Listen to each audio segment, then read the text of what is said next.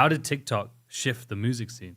So massively, in a good way and a bad way. So the current scene that we're in right now is, and if I'm honest with you, this isn't even just music. This is, if you have a product in general and you want to market it, the whole TikTok thing is crazy, because now I spend, on a music video, historically, I've spent every month, I've spent about 2 to anywhere between really 1 and 4K on a music video. That's not the production, that's not the beats, that's not studio, that's just a music video, right? Because that was the best form of promotion.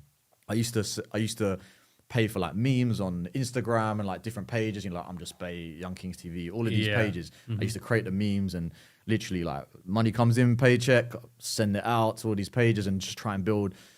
But now Instagram and YouTube, it's just not the way now. Like a TikTok that you can film on your phone and edit on CapCut or InShot or whatever, that can do more for you. That costs you maybe 50 quid if you wanted to pay an editor just to put a few words on it. That can do more for you than a music video now. Like music videos are, right now, they're actually like not really needed, because music videos were only made to promote the song for like MTV and back in the day, like MTV and whatnot.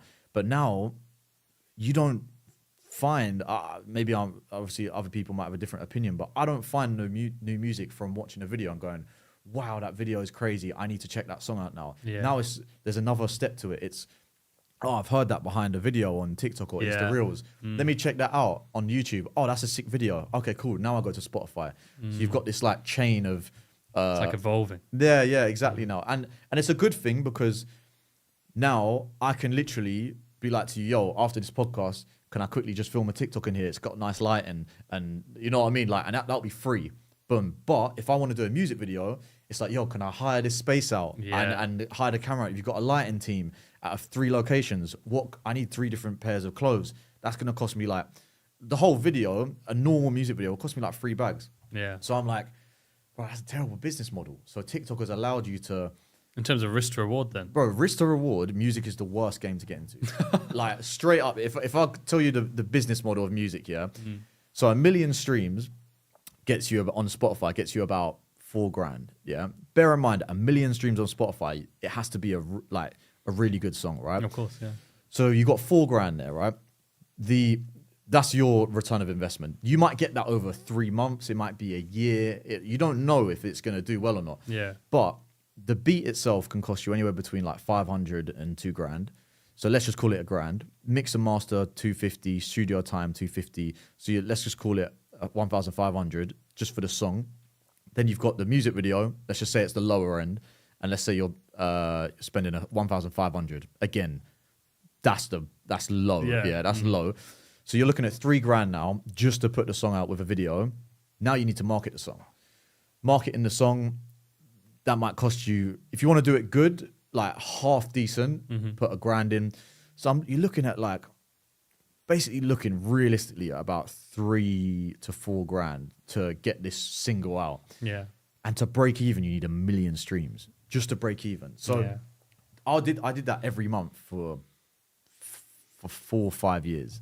Like, I literally have ran through so much money. And like I was saying before, you know, it's there's pressure, there's financial pressure, there's ego, there's like, right, everyone's seen me do this for 4 or 5 years. Even some of my friends are like, they're like, oh yeah, like how, like when I talking to them about the music, they're like, yeah, man, like, you know, have you thought about doing this, or like, you know, that drop shipping stuff, like that's pretty sick, or like maybe like presenting, you know, like, and I started to even doubt myself. Like, I really, like, there's a message that I wrote to my friend in April, a long message where I was literally like, I can't do this anymore for the financial reasons. Like, I love music. I love doing it. I enjoy the aspect of, you know, like meeting fans. I love it when I've done something that I've created and it's helping people. Like, I put it out into the world, and it's like, I might have actually well, there's a lot of people that have messaged me being like, you know, you've taken me out of this place or whatever. And that's amazing for me, because when I was little, I used to listen to music and think, bro, like, I can't believe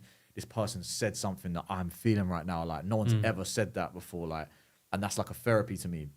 But as someone that is an entrepreneur, as someone that is I deserve more out of life, sometimes I do think to myself, okay, cool. Like, at what point do I say that this isn't working? And I was ready to quit. Yeah, I was fully done. Like, I was actually, She's a 10 Baht was one of my last songs that I was going to do. Like, Wow. genuinely, it was like, this week I was going to drop that song and then maybe 2 others, just audios, not going to do videos. Already recorded. Yeah, already that was done. But I thought, okay, if I am going to quit, like, if I'm actually going to quit this whole, I've doing this 7 years, I've got fans now, yeah, that like, I've taught them like about 9559. I've taught them and told them like, don't give up on your dreams. Like, that's my whole brand.